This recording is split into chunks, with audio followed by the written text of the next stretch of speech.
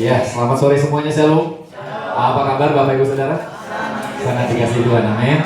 Saya rindu sore hari ini saudara tetap bersemangat karena ada begitu banyak hal yang Tuhan ingin sampaikan di tengah-tengah hidup kita, di dalam situasi kondisi yang ada, supaya kita tetap menikmati ya kebaikan Tuhan dan kemurahan Tuhan yang luar biasa. Oke, ya, untuk kita akan lihat dulu temanya. Ya, tema kita sore hari ini apa? Jebakan agamawi.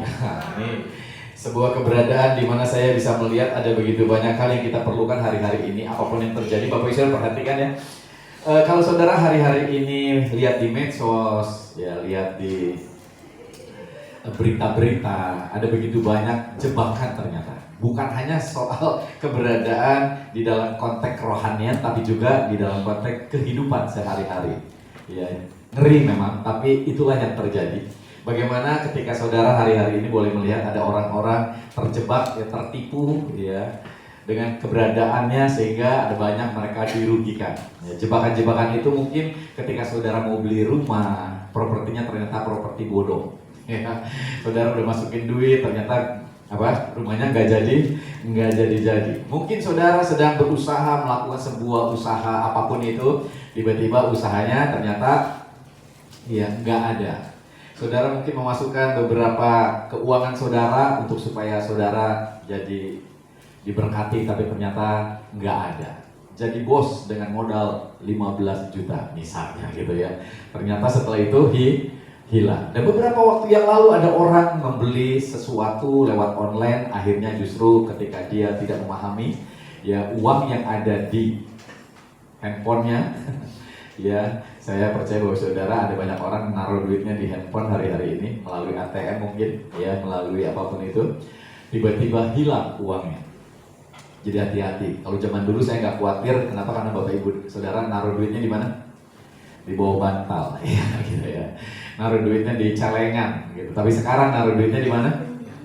Iya, di bank yang saudara taruh di handphone saudara. Jadi itu bisa di hack, ya saudara bisa diambil dan akhirnya kehilangan. Beberapa waktu ini cerita itu banyak sekali, ya sehingga akhirnya uang yang begitu banyak hilang begitu saja. Udah lapor ke sana ke sini tapi nggak bisa ya untuk dikembalikan. Begitu banyak saudara jebakan hari-hari ini di dalam keberadaan hidup saudara.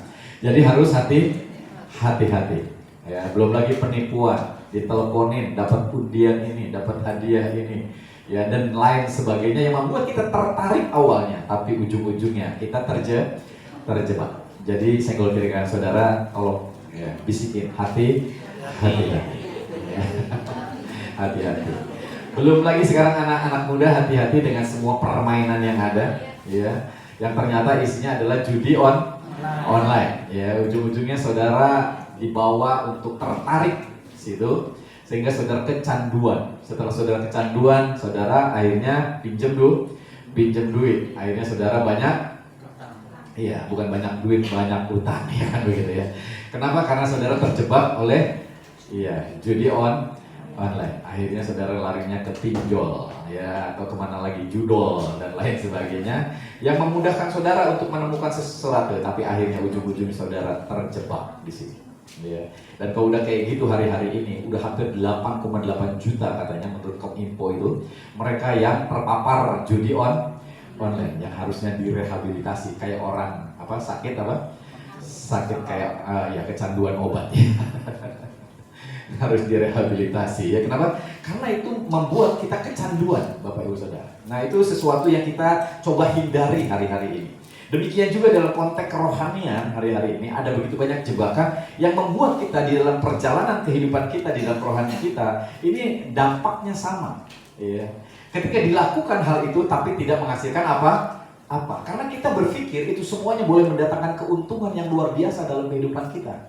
Tapi ternyata hasilnya sia-sia, ya, nggak ada artinya, Bapak Ibu Saudara. Semuanya hanya sia-sia belaka. Udah bertahun-tahun mungkin saudara jalani hal itu, ternyata tidak memberikan dampak apa-apa dalam hidup kita. Demikian juga dalam konteks kerohanian, ada begitu banyak jebakan di dalam konteks keagamaan kita, kerohanian kita, yang akhirnya justru ketika kita jalanin bertahun-tahun dari kecil sampai besar, ya hasilnya juga nggak ada apa-apa. Sampai kita akhirnya ngerasa gimana ya, semuanya sia-sia, mau marah sama siapa gitu ya.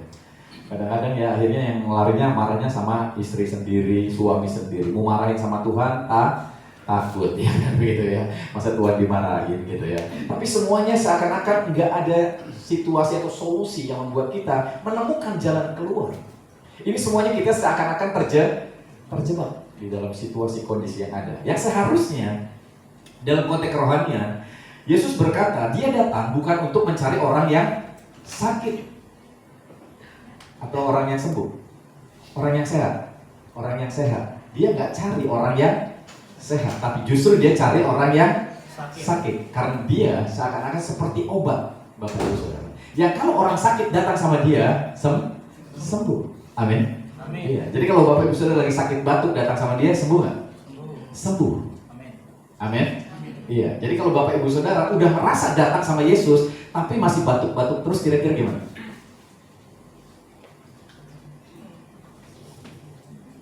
Kita seakan-akan datang sama Yesus, padahal enggak. Kenyataannya apa? Kita masih batuk-batuk terus.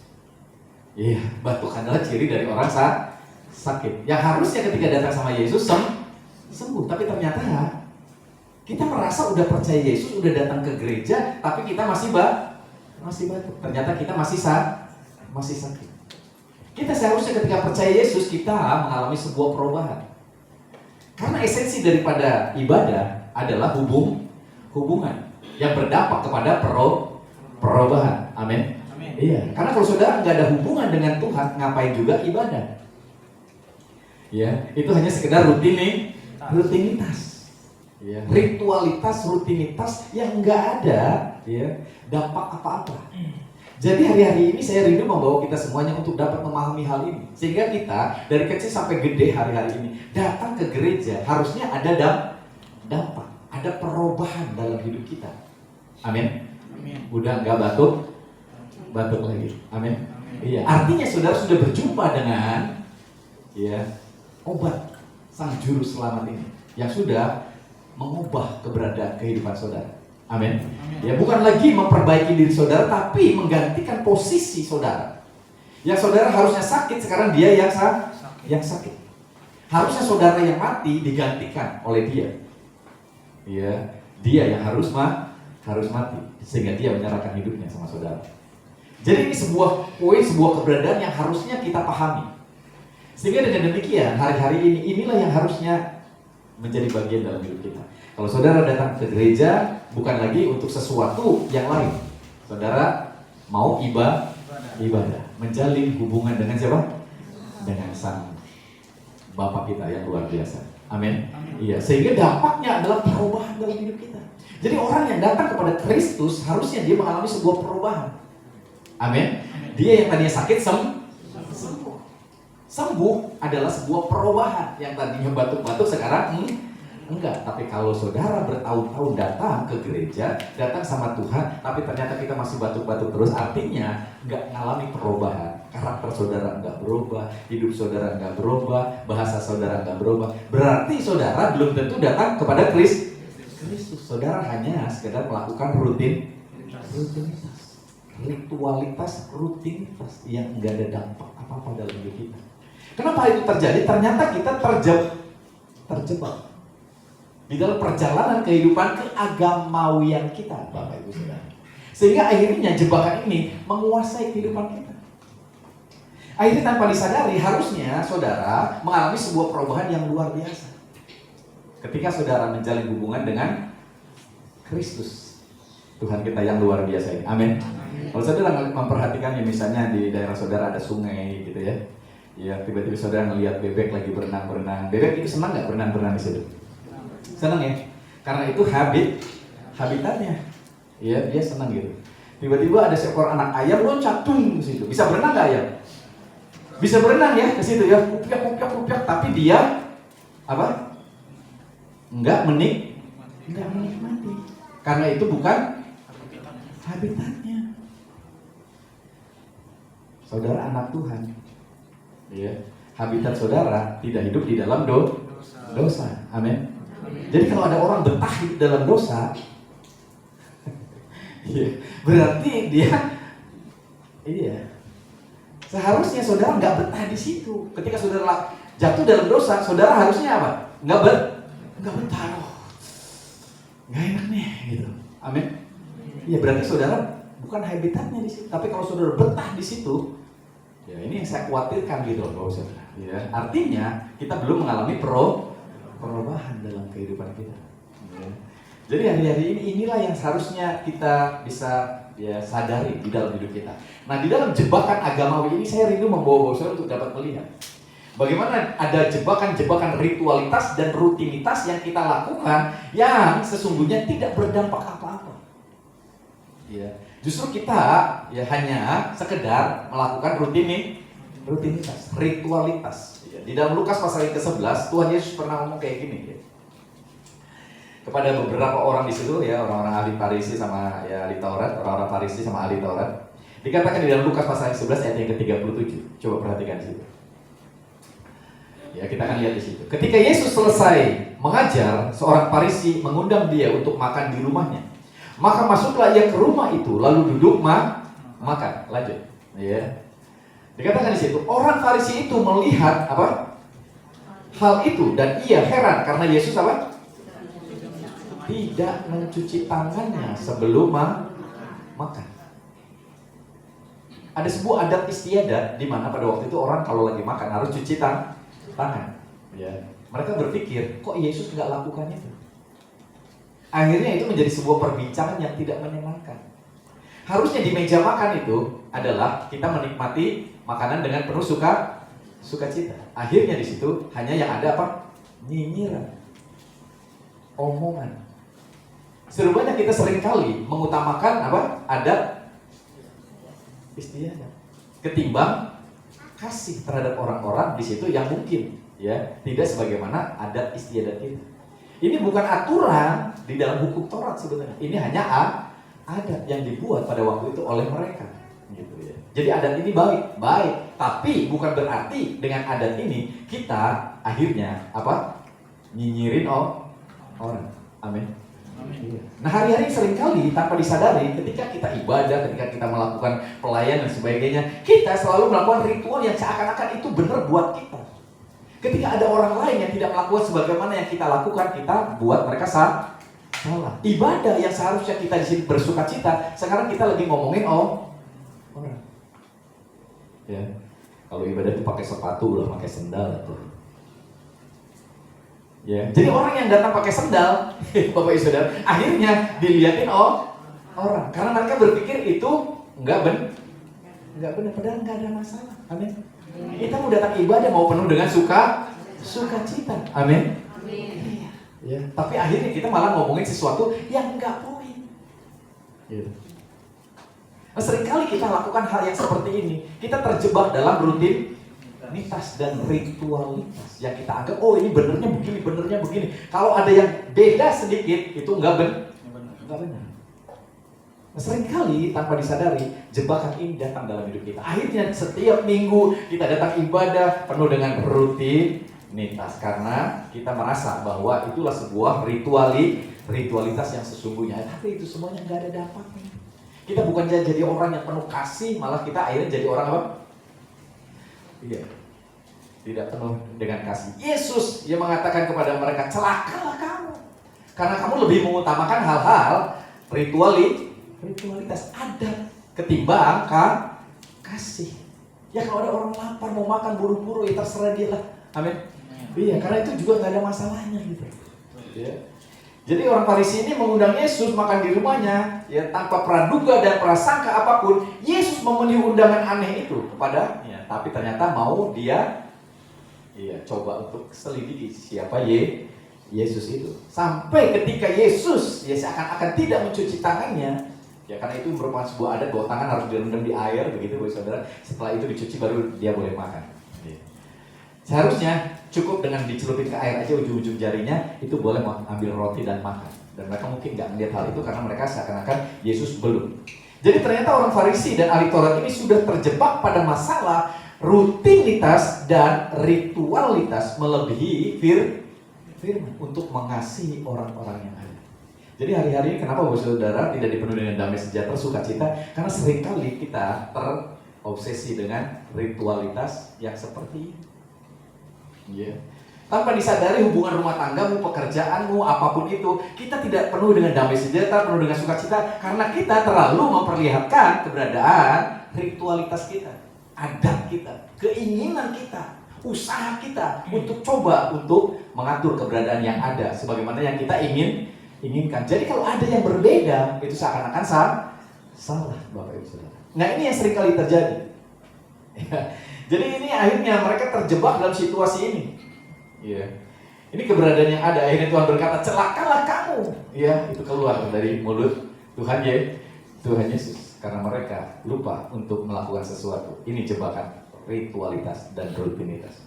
Lalu mereka masuk kepada jebakan yang selanjutnya, yaitu mereka mencoba dengan kamuflase yang ada, mengubah keberadaan diri mereka seakan-akan terlihat rohani. Jadi mereka datang ibadah supaya kelihatan rohani. Untuk sebuah usaha, semua pekerjaan yang ada, ya udah orang lihat, wah dia mah orang rohani nih, ya. Ayo kita bisa bekerja sama. Padahal itu kamuflase supaya kelihatan rohani. Kita akhirnya menggunakan semua cara, khususnya di dalam konteks agama. Kita terjebak di dalam kamuflase rohani. Ya. Jadi di sini ayat selanjutnya berkata, ya ayat yang ke-39 dikatakan situ. Tetapi Tuhan berkata kepadanya, ya. Kamu orang-orang Farisi, kamu membersihkan bagian luar dari cawan dan pinggan, tetapi bagian dalammu penuh apa? Rampasan dan kejahatan. Tanpa disadari ketika kita ibadah, harusnya Bapak Ibu Saudara, ya kita mau jalin hubungan dengan siapa? Dengan Bapa di surga. Tanpa embel-embel kamuflase supaya orang melihat kita jadi sepertinya orang yang rohani. Amin. Iya, karena di belakang itu orang juga tahu siapa kita, Bapak Ibu Saudara. Ya. Jadi kita datang ibadah enggak pura-pura untuk datang kepada Tuhan. Hanya untuk supaya dipuji, hanya untuk supaya kelihatan lebih rohani. Tapi yang sesungguhnya ini yang terjadi. Nah, orang-orang ini melakukan hal ini, membersihkan bagian luarnya, tapi bagian dalamnya kotor. Itu seperti kuburan yang dilabur putih, tapi di dalamnya apa? Tulang belum. Ini kita terjebak di dalam kamuflase. Ya. Kamuflase rohani. Kalau saudara melihat ada satu binatang namanya bunglon, itu bisa kamuflase. Dimanapun dia berada, dia bisa niru Bapak Ibu Saudara. Padahal dia bunglon. Gitu. Iya. Jadi dia bisa ketemu orang rohani jadi rohani, ketemu orang rohana jadi rohana. Jadi ketemu orang lain apalagi jadi apa lagi ya? Sesuai dengan lingkungannya yang ada gitu Bapak Ibu Saudara ya. Jadi mereka ini tanpa disadari dalam konteks kehidupan kerohaniannya terjebak dalam kamuflase rohani. Akhirnya mereka tidak mengalami perubahan, enggak berdampak, enggak menikmati Tuhan, enggak menikmati pertolongan Tuhan yang sesungguhnya. Nah, kamuflase rohani ini ya artinya kita bisa berubah bentuk dimanapun kita berada Bapak Ibu Saudara. Tetapi yang seharusnya kita Bapak Ibu Saudara ketika kita melakukan hal-hal yang rohani, harusnya ini harusnya berdampak mengalami perubahan menjadi bagian dari yang sesungguhnya kita nikmati, yaitu hubungan dengan siapa? Dengan Bapa di surga. Amin. Iya. Nah, ini jebakan-jebakan ini ada di dalam keberadaan kehidupan banyak orang hari-hari ini. Iya. Jebakan kamuflase rohani ini sering terjadi dalam kehidupan setiap orang. Iya. Dan paling efektif dilakukan oleh anak-anak Tuhan karena hidup di dalam lingkungan rohani. Kenyataannya banyak kita akhirnya melihat bahwa ya, hal-hal itu menjebak kita. Ternyata kita jadi orang-orang yang kadang-kadang ya ternyata belum mengalami sebuah perubahan tapi pengen kelihatan rohani Bapak Ibu Saudara. Nah, ini ngeri banget ya. Akhirnya ada banyak orang datang ke gereja hanya untuk kelihatan rohani, melayani hanya untuk kelihatan rohani. Ya, apalagi kalau mereka datang melayani hanya untuk keuntungan. Ya, nyari keuntungan di dalam konteks kerohanian. Nah, yang lain lagi Bapak Ibu Saudara, ada jebakan lain namanya jebakan motivasi. Ya. Jebakan motivasi ini di ayat 42, loncat aja ke ayat 42. Ya, dikatakan di situ. Ya, ayat 42. Tetapi celakalah kamu, hai orang-orang Farisi, sebab kamu membayar persepuluhan dari selasih, ingu dan segala jenis sayuran, tetapi kamu mengabaikan keadilan dan kasih Allah. Yang satu harus dilakukan dan yang lainnya jangan diabaikan. Nah, orang-orang Farisi ini sangat detail dalam memberikan persepuluhan. Luhan, ya, sampai selasi, biji selasi semuanya dihitung. Dari semua yang mereka terima, sayangnya mereka melakukan semuanya itu dengan tujuan ingin merubah, ya, merubah kehendak Allah sebagaimana yang mereka inginkan. Akhirnya mereka melakukan itu semuanya seakan-akan ini untuk supaya Allah melakukan sesuatu kepada kita. Nah, ada banyak orang ibadah hanya ingin supaya Allah memberkati. Padahal yang sesungguhnya Allah sudah memberkati kita. Amin. Jadi akhirnya kita terjebak di situ dengan usaha kita, dengan kekuatan kita, coba untuk mengendalikan Allah melakukan sesuatu sebagaimana kita inginkan. Padahal yang sesungguhnya Allah sudah, jadi ngapain? Jadi akhirnya ada banyak orang yang seperti ini, seringkali berdoanya sesuai dengan keinginan. Mereka lupa bahwa keinginan Allah itu lebih baik daripada keinginan kita. Amin. Iya. Jadilah kehendakmu di bumi seperti di surga. Amin. Bukan jadilah kehendakku. Tapi kadang-kadang ketika kita berdoa dan kita ingin itu semua terjadi sesuai dengan keinginan kita, dan itu tidak terjadi, apa yang terjadi sudah? Kita kadang-kadang jadi kesal, jadi marah. Apalagi ya yang harus kita lakukan supaya Allah nurut sama kita, sudah. Melakukan apa yang kita inginkan. Oh mungkin ya ibadah seminggu sekali kurang. Harusnya seminggu berapa kali? 7 kali, kan begitu ya. Haleluya ya. Jadi dia coba usaha ini. Jadi ayo kita bikin ibadah ya. Jangan seminggu sekali, seminggu 2 kali, seminggu 3 kali, seminggu setiap hari. Ya, saudara senang. Saya yang nggak senang. Karena saya capek. Ya mempersiapkan khotbah terus gitu ya untuk supaya saudara ibadah terus. Ya enggak gituan juga lagi. Amin. Iya. Kita coba untuk melakukan segala sesuatu untuk berusaha bagaimana caranya. Allah yang ngikutin kemauan kita, tapi yang sesungguhnya yang harus disadari adalah bagaimana kita menikmati Allah hari-hari ini. Amin. Nah ini yang terjadi Bapak Saudara. Jadi motivasi kita di dalam melakukan ibadah, melayani, memberi hanya untuk kepuasan diri kita sendiri. Kita coba dengan melakukan itu semuanya, kita terjebak. Padahal bukan itu. Karena kekristenan yang sesungguhnya bukan berbicara tentang usaha kita, tapi berbicara tentang usaha siapa? Usaha Yesus. Amin. Jadi ini semuanya yang harusnya kita hindari. Karena ketika saudara ada di situ terus, dari kecil, dari sekolah minggu, ya sampai remaja, pemuda, menikah, punya anak, sampai tua, saudara nggak akan berubah. Saudara terjebak di situ. Akhirnya saudara tidak dapat menikmati Tuhan. Saudara maksa Tuhan terus dengan cara-caramu, gitu. Ya. Saudara coba mengendalikan Tuhan dengan apa yang kau lakukan. Kita terjebak. Jadi saya kalau kira saudara, jangan terjebak. Ya. Jadi akhirnya ini yang membuat kita nggak menikmati ya Tuhan yang sesungguhnya. Ya. Kita mengabaikan keadilan dan kasih Allah. Kita ngikutin sesuatu yang kayaknya wah ini yang penting nih. Karena dengan melakukan ini seakan-akan Tuhan akan lakukan sesuatu, tapi ternyata begini. Sampai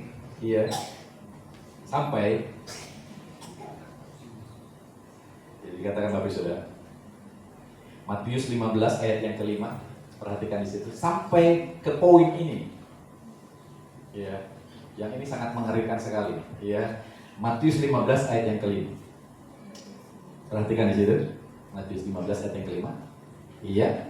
Tetapi kamu berkata, barang siapa berkata kepada bapaknya atau kepada ibunya, apa yang ada padaku yang dapat digunakan untuk pemeliharaanmu sudah digunakan untuk persembahan kepada Allah. Orang itu tidak wajib lagi menghormati apa? Bapaknya atau ibunya. Bayangin Bapak Saudara. Ya. Dengan demikian firman Allah kamu nyatakan tidak berlaku demi adat istiadatmu sendiri.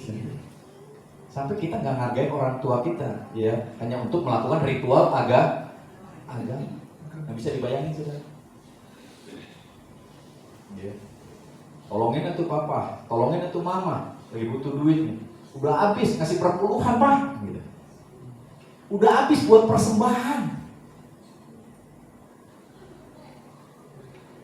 Pantas aja banyak orang tua kita hari-hari ini murtad ya kan Bapak Saudara. Pantas aja banyak orang-orang yang tidak mengasihi itu Tuhan. Karena seringkali kita lebih mengutamakan aturan tanpa memperhatikan kasih dan keadilan terhadap orang-orang yang harusnya kita kasihi. Nah, kalau saudara dalam kondisi kamu mau melayani, mau ibadah, lalu tiba-tiba ya, mamamu sakit dan harus diantar ke dokter, mana yang lebih dulu saudara kerjakan? Ibadah atau nganter mamamu untuk ke rumah sakit?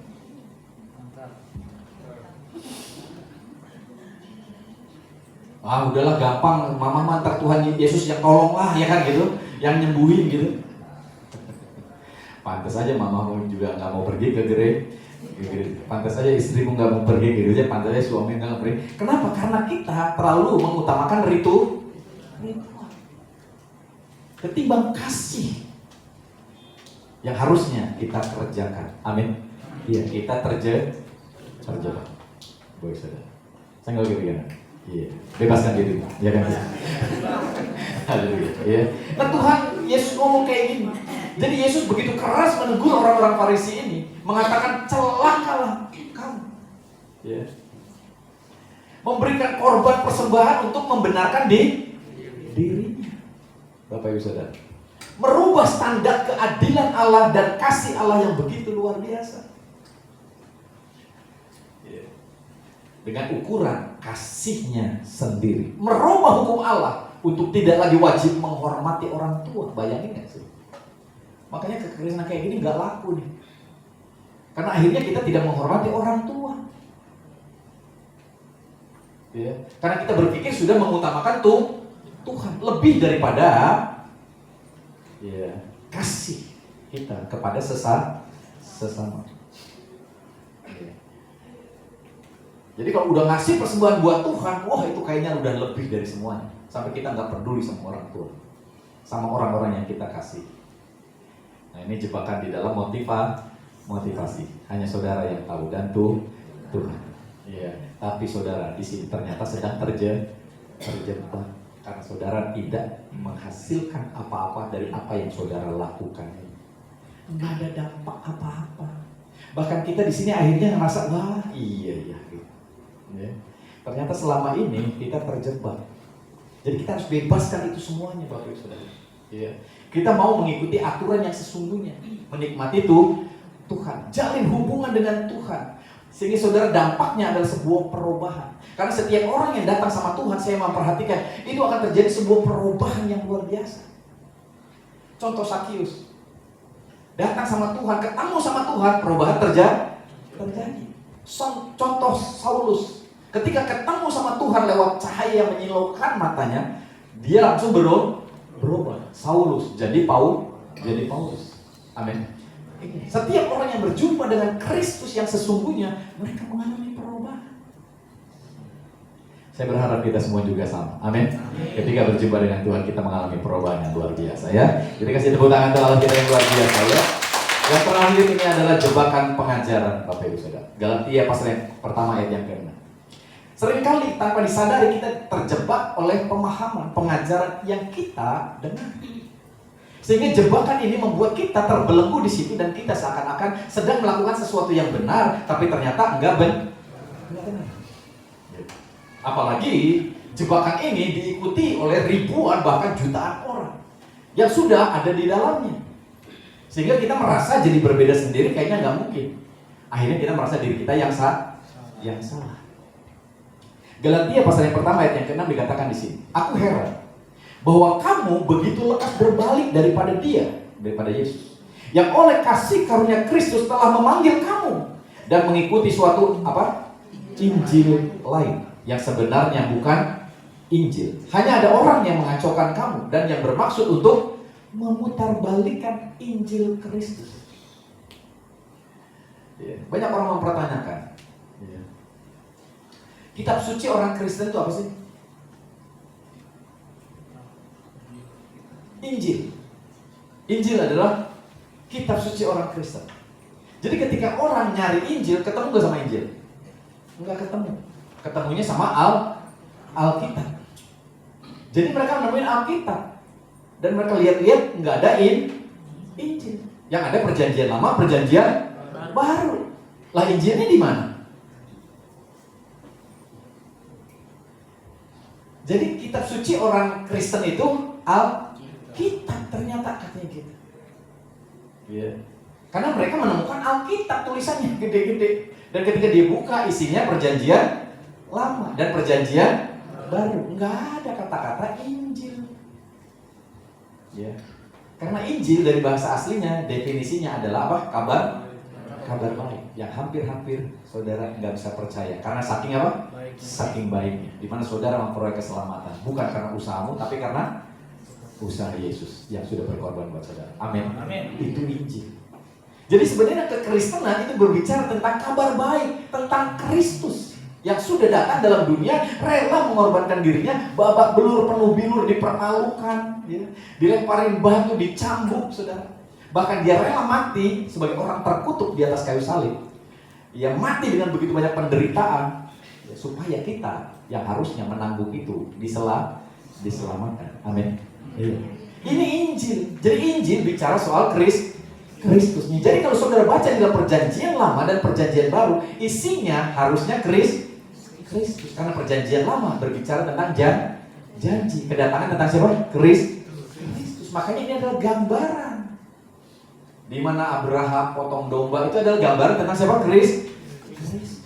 Amin. Nah, perjanjian baru ini adalah penggenapan. Di mana Yesus hadir, datang menggenapi semua apa yang harus digenapi di perjanjian lama. Jadi kalau bicara soal Injil, bicara soal Yesus. Amin. Iya. Jadi ini sesuatu yang harusnya kita pahami. Iya. Jadi di sini Rasul Paulus menyampaikan kepada jemaat di Galatia, iya, bahwa kok kamu udah dibawa kepada Kristus, ya, mempercayai Kristus, sekarang tiba-tiba berbalik oleh karena ada Injil yang lain. Injil yang lain itu apa sih, saudara? Ada kabar baik yang lain. Yang bicara mungkin tentang Yesus juga, tapi Yesus plus. Ya. Ini bicaranya, kalau saudara nanti baca di rumah tentang Galatia ini, ada satu jemaat yang datang dari Yerusalem. Jemaat ini mengaku dirinya orang Kristen, jemaat Yahudi asli. Ya, Galatia mungkin campuran orang-orang. Jadi kalau misalnya ada orang-orang sekarang yang beragama Kristen, kadang-kadang kalau ada orang yang datang dari negeri asalnya Tuhan Yesus, seakan-akan itu lebih rohani, ya kan? Lebih penuh dengan pengurapan gitu. Ya, interlokal gitu ya. Yang lokal kurang pengurapan. Seakan-akan yang dari luar sana itu lebih luar biasa. Jadi mereka kedatangan orang-orang ini. Lalu orang-orang ini ngomong, kamu udah Kristen? Oh, puji Tuhan, ya udah Kristen. Haleluya, ya puji Tuhan, haleluya, ya kan begitu.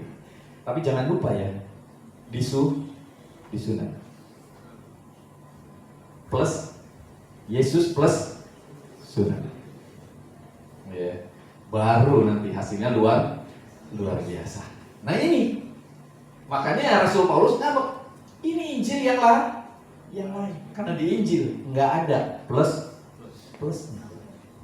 Hanya percaya Yesus. Amin. Nggak ada yang lain. Yesus plus doa puasa. Nggak ada, saudara. Yesus plus, ya kan begitu? Ya, apalagi nggak ada.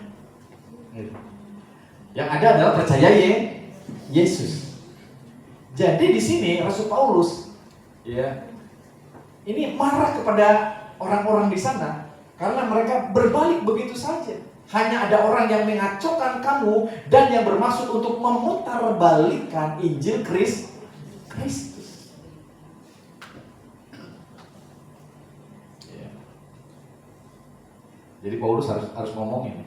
Nah, maksudnya harus saya bawa juga di sini ya. Ketika saudara mempercayai aturan, adat istiadat atau hukum, ya, ini berpusat pada kekuatan diri kita sendiri. Manusia kita di dalam melakukan semua aturan.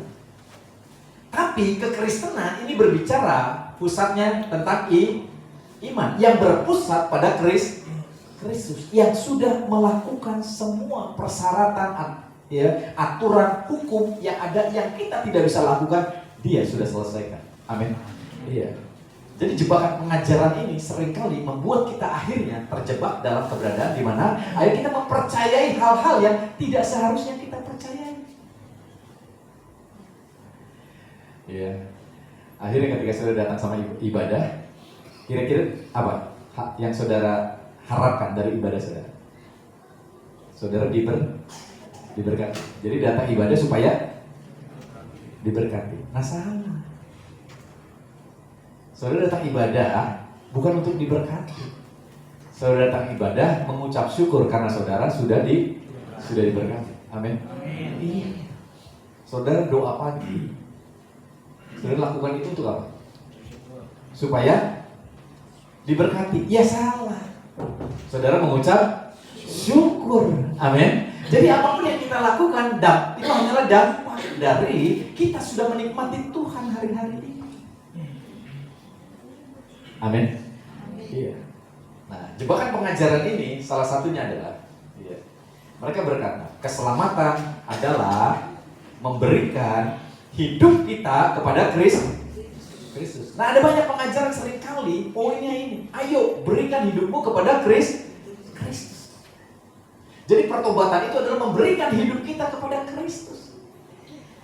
Apakah ini kekristenan? Karena keselamatan itu bukan berbicara, ya, bukan persoalan kita memberikan hidup kita kepada Kristus. Justru yang seharusnya ada di dalam pemahaman kita adalah Kristus yang sudah memberikan hidup sama kita. Amin. Jadi nggak ada istilah kita memberikan hidup kita sama Tuhan, memberikan yang terbaik sama Tuhan. Nggak ada sebenarnya di dalam kekristenan. Yang ada adalah apa? Tuhan sudah memberikan hidupnya sama kita. Amin. Tuhan sudah memberikan yang terbaiknya sama kita. Nah, dampak daripada, ya, hubungan kita, pemahaman kita yang luar biasa ini, keyakinan kita yang luar biasa, perubahan di mana kita, Bapak Ibu Saudara, hari-hari ini mengalami sebuah perubahan. Dan itu semuanya adalah dampak. Jadi memberikan hidup kita kepada Kristus itu adalah sebuah pemahaman yang seringkali keliru. Akhirnya kita berusaha memberi yang terbaik untuk Tuhan, memberi yang terbaik untuk Tuhan, supaya akhirnya Tuhan memberi yang terbaik buat kita. Padahal Tuhan sudah memberikan yang terbaik dengan memberikan siapa? Yesus yang terbaik buat kita. Enggak ada lagi yang lebih baik lagi dari itu. Yesus sudah melakukan segala sesuatunya yang kita perlukan, Bapak Ibu Saudara. Jadi ketika kau percaya kepada Kristus, dampaknya adalah bagaimana kau mengalami sebuah perubahan, di mana saudara boleh melakukan begitu banyak hal yang luar biasa karena Tuhan punya rencana dalam hidup saudara. Amin. Iya. Ini sesuatu yang luar biasa. Ya. Jadi ini tidak ada hubungannya sama sekali dengan apa yang kita telah berikan kepada Allah. Kasih karunia, anugerah itu berputar di sekitar apa yang telah Tuhan berikan kepada kita. Amin. Bukan apa yang kita berikan. Jadi kita menerima kehidupan kekal bukan karena kita memberikan hidup kita kepada Kristus, justru karena Kristus yang sudah memberikan hidupnya kepada kita. Jadi kita menerima kehidupan kekal karena Ia memberikan kepada kita kehidupan.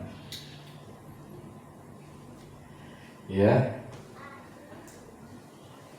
Nah, ketika saudara tidak memahami hal ini, inilah yang menjebak kita kepada usaha diri untuk mendapatkan reaksi Allah, ya, guna memberkati kehidupan kita yang justru Allah sudah sediakan melalui karya Kristus. Akhirnya kita dibawa ketika saudara mempercayai pengajaran bahwa kita harus memberikan hidup kita pada Kristus, kita dibawa untuk melakukan segala sesuatu supaya Allah bereaksi terhadap kita. Nah, kenapa ada banyak orang fokusnya kepada kekuatan dirinya di dalam melakukan segala sesuatu, usahanya, ibadahnya, pelayanannya, Bapak Ibu Saudara, bahkan kegiatan-kegiatan ritual rohaninya di rumah, doa pagi, doa siang, doa malam, doa puasa, doa apa lagi gitu ya, lalu mempersembahkan apa, itu semuanya dilakukan hanya untuk apa? Membuat Tuhan bereaksi. Nah ini jebakannya saudara. Nah ketika saudara berusaha mendapatkan reaksi atau berkat Tuhan dengan cara-cara ini sebuah kekeliruan yang luar biasa. Ini yang membuat orang akhirnya banyak yang kecewa. Apalagi ya, saya tiap hari tuh doa pagi sejam, doa malam sejam, tapi hasilnya belum kelihatan. Jangan-jangan ada yang kurang. Ayo kita tambahin lagi. Doa pagi jadi berapa jam? 3 jam. Jadi 3 jam. Jadi 5 jam. 11 jam. Sampai orang tuh hebat ya, hamba Tuhan itu doanya berapa jam? 11 jam sehari. Ngapain aja ya gitu. Ya, jadi kita membanggakan hal-hal ritual karena kita berpikir itulah yang membuat dia ya menerima pengurapan yang lebih banyak lagi. Justru kita terjebak di situ. Kita berpikir dengan melakukan itu semuanya Tuhan semakin tambah sayang. Oh pantas aja disayang ya. Doanya lama. Ibadahnya luar biasa. Ya, orang lain ibadahnya seminggu sekali, ini seminggu aja udah berapa kali? 5 kali. 5-5-nya ikut semua. Wah, gimana nggak tambah suci tuh orang, ya kan gitu. Seakan-akan dia tambah luar biasa karena ritualnya. Dan kita berpikir seperti itu. Saya ngelukir kanan saudara, kita terjebak, ya kan?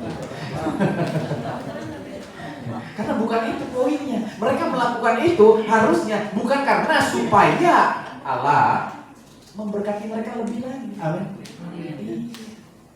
Mereka melakukan itu karena mereka mencintai Allah sebetulnya. Sehingga mereka mempersembahkan hidupnya kepada Allah itu dalam arti kata melayani sepenuh waktu itu karena cinta. Bukan untuk menunggu reaksi Allah melakukan sesuatu. Inilah yang menjebak kita akhirnya kepada usaha diri untuk mendapatkan reaksi Allah di dalam hidup kita, guna memberkati kita. Tetapi yang sesungguhnya, saudara diselamatkan melalui karya Kristus. Amin. Iya. Jadi dampak daripada hubunganmu dengan Kristus, perubahan dalam hidup kita. Nah perubahan inilah yang membuat kita hari ini datang ibadah karena apa? Ucapan syukur. Karena cinta. Amin. Dan kita nggak perlu dengan orang lain yang nggak ibadah. Artinya apa? Banyak urusan. Mungkin juga karena cinta juga nganter yang sakit. Amin. Kecuali yang pergi nonton kemana-mana, iya kan gitu. Kecuali yang pergi jalan-jalan kemana-mana, iya kan gitu. Kita nggak ngomongin masalah itu, tapi kita hanya berpikir positif. Harusnya orang datang ibadah karena cinta. Amin. Jangan terjebak oleh karena usaha diri supaya diberkati lebih banyak lagi. Enggak, saudara. Makanya ketika saudara melakukan ini dan misalnya usahamu hari-hari ini biasanya wah luar biasa, tiba-tiba hancur, tiba-tiba rusak, saudara mempersalahkan hal ini. Seakan-akan ada yang kurang. Enggak, saudara. Kita terjebak di situ dengan mempercayai pengajaran-pengajaran yang tidak seharusnya datang sama kita. Iya. Jadi Rasul Paulus marahin sama mereka. Kenapa kamu berubah dari Injil Kristus sekarang kepada Injil yang lain, pakai harus disunat juga, pakai harus begini, pakai harus begitu. No. Cukup satu Injil aja, percaya Yesus. That's it. Itu yang berdampak luar biasa. Amin. Nah ini jadi ada banyak alasan-alasan usaha diri, apalagi yang harus kita kerjain, ya kita ngerjain apalagi supaya Tuhan tambah luar biasa. Enggak, Tuhan udah luar biasa. Amin. Ya. Ayo kita memuliakan Tuhan, nggak usah karena Tuhan sudah mulia. Iya. Amin. Iya. Kita hanya melakukan itu semua karena rasa syukur, meninggikan Tuhan karena memang rasa syukur. Bukan karena kita gara-gara memuliakan Tuhan jadi mulia. Enggak, saudara. Tuhan mah udah mulia. Kita nggak nyanyi aja Tuhan udah mulia. Dia mah udah luar biasa. Amin. Gitu. Jadi jangan terjebak di poin yang hal-hal. Inilah yang akhirnya menjebak banyak orang yang coba melakukan usaha diri mereka. Ya. Ini sesuatu yang harusnya tidak kita miliki. Nah, yang lain lagi Bapak Ibu Saudara, yang terakhir, mereka terjebak ketika kita menjadi orang Kristen, itu seakan-akan Allah itu mengubah hidup kita. Saudara pernah dengar nggak gitu? Ya. Ketika aku jadi Kristen, Allah mengubah hidup kita. Benar nggak sih? Perhatikan kata-katanya. Ya. Allah mengubah hidup kita. Pernyataan bahwa Allah mengubah hidup kita, ketika kita menerima keselamatan, itu meninggalkan kesan bahwa sesuatu tentang kita hanyalah membutuhkan perbaikan. Jadi artinya gini, saudara rusak, saudara butuh diperbaiki, dibetulin dikit-dikit gitu ya. Ini rusak nih, diputar dikit lah, lama-lama jadi baik. Padahal kekristenan tidak berbicara tentang perubahan, arti kata perbaikan seperti ini. Ya. Ini memberi kesan bahwa ia sedang membersihkan hidup kita karena kita kotor. Itu seperti saudara megang makanan lalu jatuh ke lantai kotor, saudara bersihin. Nah, kebanyakan kita seringkali berpikir seperti itu. Ya. Bahwa kekristenan itu adalah memperbaiki. Ya. Bahwa Tuhan sedang memperbaiki kita. Mengubah diri kita sedikit demi sedikit. Memperbaiki apa yang salah, meluruskan sesuatu yang mungkin tidak lurus. Ya. Ini yang sering terjadi. Ini adalah tentang agama, saudara. Karena agama adalah tentang mengubah perilaku. Iya kan? Tapi kasih karunia sama sekali berbeda. Sekalipun memang orang yang hidup dalam kasih karunia akan mengalami sebuah perubahan perilaku, ya, tapi Injil jauh lebih daripada itu, saudara.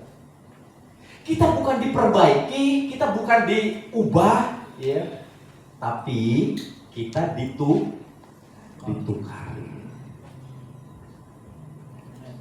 Digantikan oleh Kristus. Jadi Bapak Ibu Saudara bukan diperbaiki di sini, tapi ditukar. Roma pasal yang ke-6 ayat yang pertama, coba kita buka dulu. Ya. Ini sesuatu yang Bapak Ibu Saudara boleh dengar, supaya ini akan berdampak di dalam keyakinan dan kepercayaan kita, supaya kita tidak terjebak. Jika demikian, apakah yang hendak kita katakan? Bolehkah kita bertekun dalam dosa supaya semakin bertambah kasih karunia itu? Ayat yang kedua dikatakan, sekali-kali tidak. Bukankah kita telah mati bagi dosa? Bagaimanakah kita masih dapat hidup di dalamnya? Ayat yang ketiga. Atau tidak tahukah kamu bahwa kita semua yang telah dibaptis dalam Kristus telah dibaptis dalam apa? Kematiannya. 4. Dengan kita telah dikuburkan bersama-sama dengan Dia oleh baptisan dalam kematian, supaya sama seperti Kristus telah dibangkitkan dari antara orang mati oleh kemuliaan Bapa, demikian juga kita akan hidup dalam hidup yang baru. Ayat yang kelima. Sebab jika kita telah menjadi satu dengan apa yang sama dengan kematiannya, kita juga akan menjadi satu dengan apa yang sama dengan kebangkitannya. Ayat yang ke-6 terakhir dikatakan, karena kita tahu bahwa manusia lama kita telah turut disalibkan, artinya ikut mati disalibkan, supaya tubuh dosa kita hilang kuasanya, agar jangan kita apa? Menghambakan diri lagi kepada dosa. Jadi esensinya, saudara nih dikatakan sebagai orang yang sudah mati. Karena dosa saudara sudah mati. Gimana caranya Tuhan menghidupkan kita kembali? Enggak memperbaiki kita, enggak memulihkan kita, tapi menukar. Yesus yang hidup, Dia harus mati supaya kita yang mati dihidupkan. Amin. Jadi kita enggak dibetulin, kita ditukar. Engkau adalah ciptaan yang baru. Yang lama sudah berlalu, yang baru sudah datang. Engkau baru, plak, Bapak Ibu Saudara. Enggak ada yang amin kayaknya. Jadi enggak, saudara tuh orang yang Tadinya dosanya 10, sekarang lagi diperbaiki. Mudah-mudahan jadi berapa? Jadi 5, jadi 3, jadi 2, jadi 1. Enggak. Saudara benar-benar baru. Nah, ketika saudara belum menyadari hal ini, akhirnya kita merasa bahwa lah ya wajarlah jatuh dalam dosa karena kita mah orang berdosa. Padahal dosa sudah disalibkan. Dan kita bukan lagi orang berdosa. Karena kita memang udah nggak ada lagi di situ. Karena Kristus sudah menggantikan kita. Hidup Kristus menggantikan kematian kita. Ya, jadi ini sebuah keberadaan, kita jangan terjebak dengan keadaan di mana ya dikatakan di sini ya Bapak Ibu Saudara ya. Ketika kita menjadi orang Kristen, Allah mengubah hidup kita. Enggak, Allah menukar kita. Jadi saudara sekarang sesungguhnya adalah ciptaan yang baru. Benar-benar baru. Hidup Kristus yang jadi hidup saudara. Amin. Iya. Ya. Ini harusnya kita sadari. Jadi nggak ada usaha diri saudara lagi untuk mempercayai perbuatan baik saudara yang sanggup menyelamatkan saudara, nggak ada. Kenapa ada orang-orang yang merasa bahwa oh itu yang Tuhan sudah kerjakan dalam hidup kita. Dia memperbaiki kita supaya kita melakukan perbuatan baik. Jadi ternyata Tuhan itu seakan-akan datang kepada kita untuk kita supaya bisa berbuat baik. Dan kalau kita sudah berbuat baik dan kebaikan kita itu luar biasa, maka kita akan diselamatkan. Akhirnya apa yang terjadi? Kita mempercayai bahwa perbuatan baik itulah yang menyelamatkan. Akhirnya ada orang Kristen percaya, ya udah yang penting kamu berbuat baik aja, kamu pasti selamat. Yesus mati di atas kayu salib kira-kira buat apa? Kalau saudara bisa diselamatkan karena perbuatan baik, Yesus nggak perlu hati. Cukup ngasih tahu aja, gue baikin sedikit demi sedikit. Enggak, saudara. Yesus mati untuk menggantikan saudara yang mati. Amin. Karena dia hidup rela mati dengan melepaskan kehidupannya buat Bapak Ibu Saudara. Amin. Jadi saudara sepenuhnya orang yang sudah menjadi ciptaan yang baru, saudara. Jadi saudara sekarang harusnya menghargai dirimu. Kita adalah ciptaan yang baru. Ketika saudara ada di dalam Kristus, engkau adalah ciptaan yang baru. Hidup Kristus ada di dalam hidupmu. Makanya saudara tidak akan bisa terpisahkan dari kasih Kristus. Kristus tidak akan pernah bisa meninggalkan saudara. Karena saudara adalah hidup hidupnya. Amin. Kristus hidup di dalam hidup saudara, yang menghidupkan saudara. Ya, karena pelanggaran dan dosa kita sudah mati. Jadi alasan kita mempercayai perbuatan baik sanggup untuk menyelamatkan kita, oleh karena kita mempercayai pengajaran bahwa kita hanya diperbaiki, kita hanya diubah. Padahal kita sesungguhnya ditukar. Jadi segol kiri kanan saudara, jangan terjebak. Amin. Iya, sesungguhnya kita ditukar. Kita yang mati ditukar oleh Yesus yang hidup, supaya kita yang mati sekarang hidup. Jadi jangan terjebak. Ini yang membuat akhirnya kita merasa bahwa kita harus melakukan perbuatan baik oleh karena saudara sudah ditukar. Oleh karena kehidupan Kristus nyata dalam hidup saudara. Jadi saudara nggak ada lagi sebetulnya untuk tidak melakukan sesuatu yang baik, karena hidup Kristus ada di dalam hidup saudara. Amin. Ya. Jadi kalau saudara yang saat ini sudah berjumpa dengan Yesus, ketemu sama obat itu, ya, yang batuk sembuh. Amin. Ya, tapi jangan kaget kalau ada orang-orang yang rajin ibadah, datang ibadah dan lain sebagainya, tapi masih batuk. Berarti dia seakan-akan belum berjumpa dengan Kristus, sang obat yang memberikan pemulihan dalam hidupnya. Ya. Jadi jangan berpikir saudara hari-hari ini ya kehidupan kekristenanmu biasa, kehidupan kekristenanmu luar biasa. Engkau adalah anak-anak yang dikasihi. Amin. Iya, Tuhan sudah menyediakan segala yang kita perlukan. Kenapa? Karena kehidupan Kristus sudah ada dalam hidup saudara. Jadi berikan tepuk tangan sekali lagi untuk Tuhan yang luar biasa. Mari kita tundukkan kepala, kita akan berdoa.